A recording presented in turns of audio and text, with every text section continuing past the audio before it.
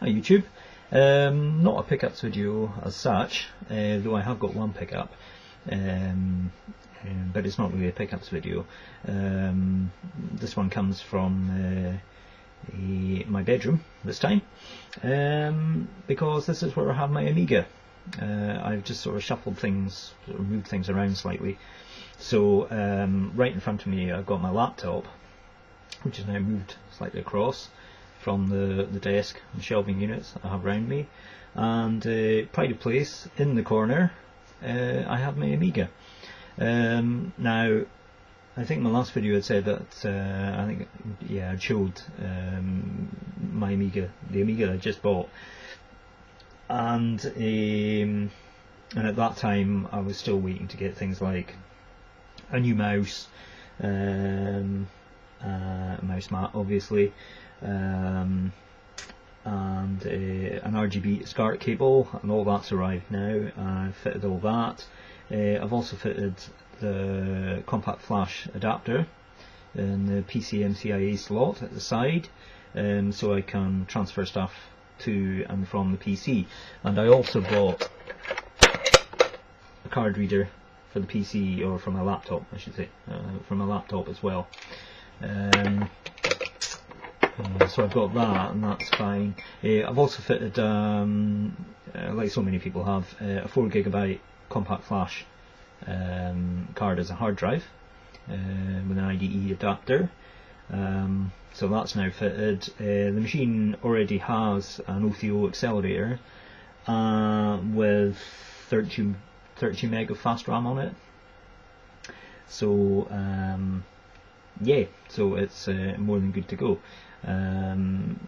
So I'm just going to show you just very quickly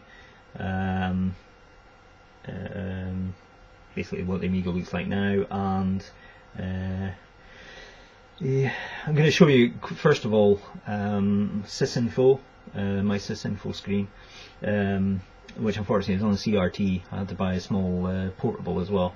I've got a spare GVC flat screen, a 19-inch flat screen, which was replaced by the big Sony Bravia, 32-inch Sony Bravia, and I wanted to use that with the Amiga, but the GVC didn't like what the Amiga was outputting, the signal.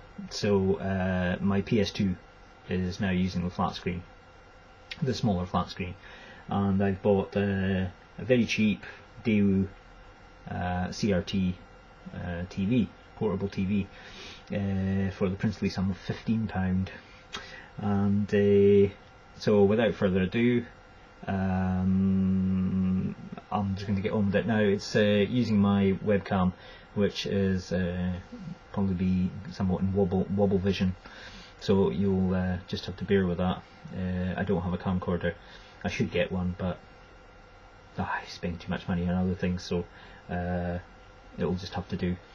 But anyway, here goes. So first of all, in amongst all this clatter here, this is the Amiga itself, which I still haven't cleaned. I will get round to it, but I've been so busy. I've got a fortnight. I'm off on holiday for a fortnight, and the first week seems to have been spent trying to get the Amiga to stop misbehaving. There was something that happened. I don't know what it was. Either something I installed or something, I don't know, but about 3-4 days, 5 days ago maybe, it was throwing up all sorts of weird screens: red, green, yellow, blue. So basically I just wiped everything, changed the max transfer rate on the compact flash hard drive, and I've had no problem since. So I don't know what was going on there, but it's been fine. It's been absolutely fine since then.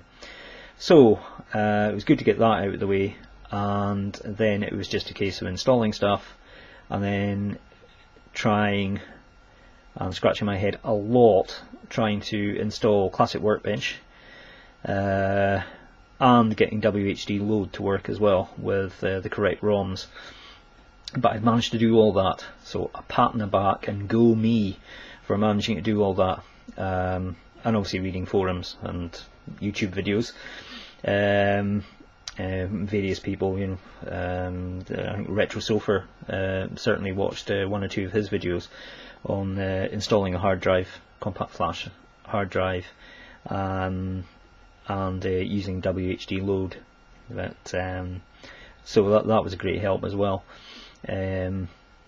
So if you haven't seen, there's at least 2 or 3 videos. I think there's like 3 videos that Retrosofer's done on.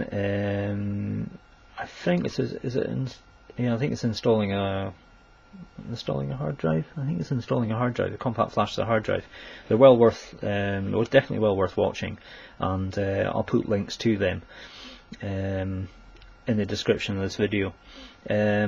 So first off, and I'll just put it around here, is what I use to transfer between the Amiga and my laptop. And I don't know if you can quite see that, but it was sold to me by AmigaKit.com, which seems to be a one-stop shop really for Amiga stuff these days. So I've made about 3 orders to them, at least 1 a week. First of all, for the compact flash adapter and the card, and then the 4 megabyte IDE adapter and hard drive card, and obviously the mouse and the RGB discard cable. So that's the Amiga itself, that's the card adapter on the side, and this is basically, if I can try and get this kind of straight here, is my sysinfo screen. And as I say, my machine's got, my Amiga's got an O3O accelerator, and speed-wise, if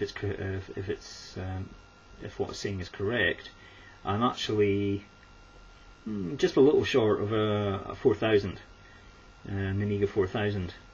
Definitely quite a bit faster than even a 3000 with an O3O.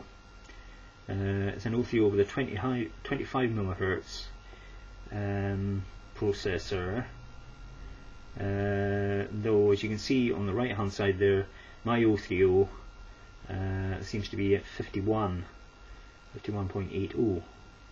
So I've got a funny feeling it's probably a full O3O, because you used to get, like on the Amiga I had back in the 90s, I had an 040 accelerator, but it was like a cut down one. It was basically an 040 25 MHz, so it wasn't like a full 040 accelerator.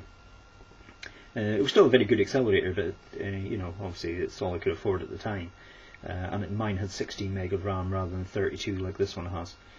So, but it still makes a big difference having the accelerator and the fast RAM in your Amiga. So that's my sysinfo info, and I'm just grabbing the camera here. Oh, slight global vision again. So I'll just quit out of that, and as you can see from the slightly colourful desktop, I've managed to install Classic Workbench, and I was well chuffed at that. It took a titanic struggle. I think it was on Wednesday night this week. All day Wednesday. It was pissing rain outside, so obviously there was nothing I could do outside, like going anywhere, because the weather was atrocious. So I just spent all day trying to get Classic Workbench installed, and boy was it hard. But I managed to do it first in Win UAE or Amiga Forever, and I got it set up in there, and then did an LHA of the system files, and managed to transfer them over to the Amiga, and then got it installed on the Amiga, and that was my first battle done. And then my next battle was getting WHD load to work, which I now have managed. So I now go to games. If I now go to games, these are my games. Basically, are all here, and there's also a program as part of Classic Workbench called iGame. And what iGame is, it's basically a launcher for any of the WHD load games. It can also run non-WHD load games as well, but its primary use is for launching WHD load games. So I mean, I've only got a few games on here. I've got things like Bloodnet, it's Breathless, Captain Blad, very weird game I remember from back in the day. I didn't have instructions for it, so I couldn't work out what I was doing with it half the time. Clockwiser, there's Dreamweb there, Flashback, 2 versions of Frontier, Elite 2, Populous, and there's Syndicate, UFO, AGA as UFO Enemy Unknown, and Xenon 2. So I'll just click on, I'll just click on, say something like Captain Blood or something, just to show that it does actually work. And it shows there's a screenshot there, and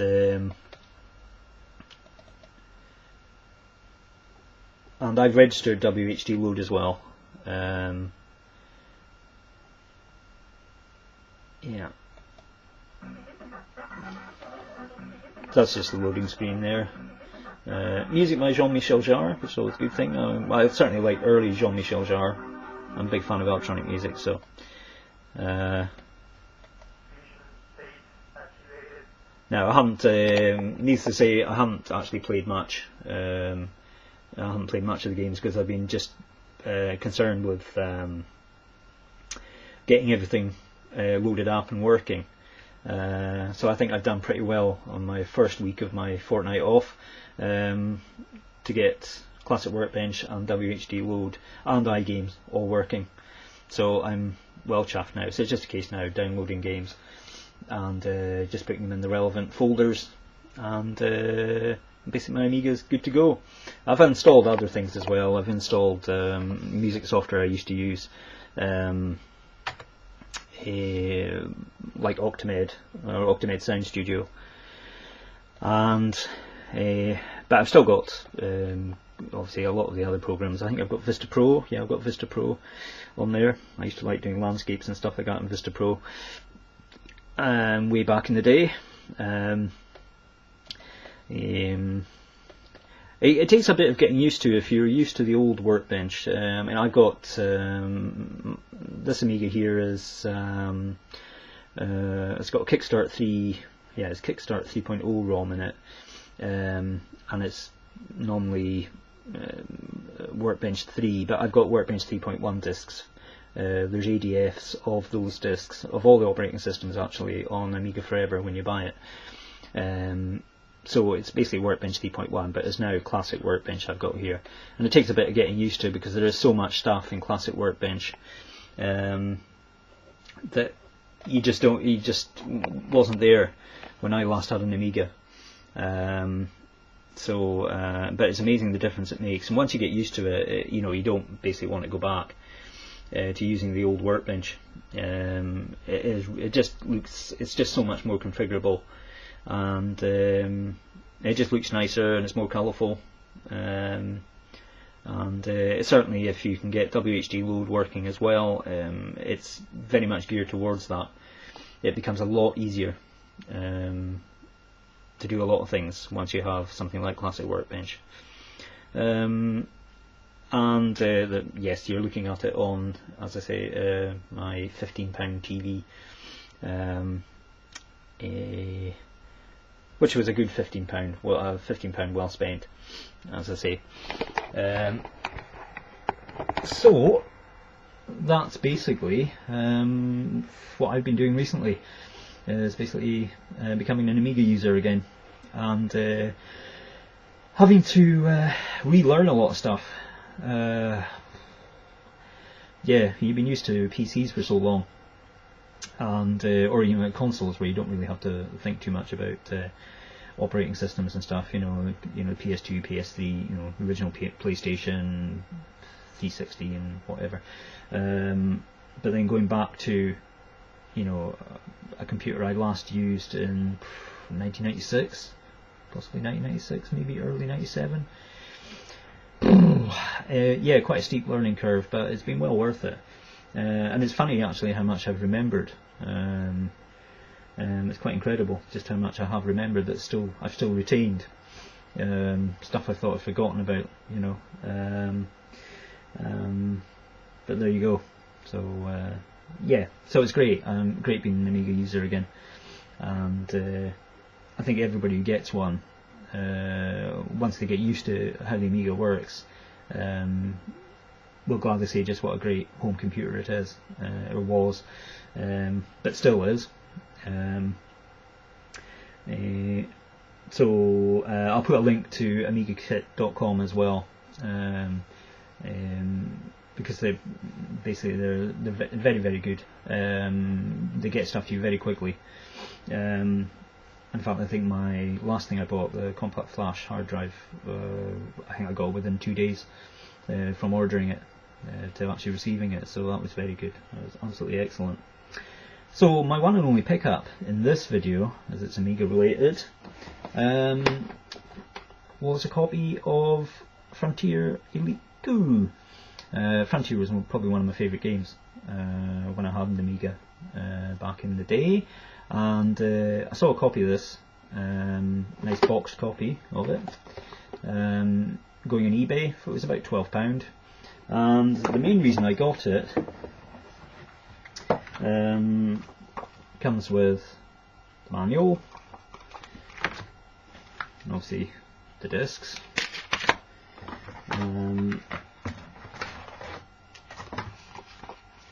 gazetteer. Well, try that again. Got a gazetteer, stories of life on the frontier, which is kind of like a sort of small kind of novel type thing, short stories or whatever. But the main draw for it for me was the fact that it had, well, this particular copy had the original star map, which was a thing of absolute wonder when Jason Spaces and I had Frontier. He actually had the copy, he actually had his copy of Frontier back in 93. Early 94, I think it was 93. It was in 93, and the star map. It was just amazing, the star map, and the fact that all these stars, were available in the game was nothing short of incredible. Every star that's mentioned on this map is actually in the game, and there's loads and loads of them. So I wanted the version that I got, or any version of Frontier that I got, I wanted to have the star map, and this was, I mean, it's in pristine condition. I mean, the manual looks, I don't think it's even been touched. The box is a little bit bashed, obviously, but I'm not bothered about that. Basically, the component parts of it are there. The discs are fine. Whoever had it, even if it was used or not, I don't even know if it was used or not, but they had it kept it in perfect condition, so I was really impressed with that. So yeah, so that's it really. The only thing I didn't show was I've got an external floppy drive. I've got an external floppy drive that came with it, and a very big and very bulky Zappo CD-ROM drive, and with a huge power brick, unbelievable. Which may get pressed into service at some point, because I downloaded Genetic Species, which is another game I used to have and went when I sold my Amigas. I used to have a few of the CD games I had, I don't know if it was on CD or not, but NEMAC 4, I think it was NEMAC 4, and Genetic Species. Genetic Species is a fantastic looking game, done by Vulcan Software, I think. And I was really glad to get a copy of that the other night, so well chuffed to get that. But because there was a whole pile of games and stuff that I had that I obviously sold when I sold the Amiga, and it's been nice just getting some of these back, specifically Frontier, which was the main thing I wanted to get.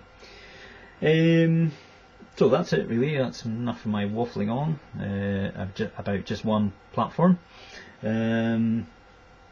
So yeah, I'm very happy indeed at having an Amiga in my life again. So it's great.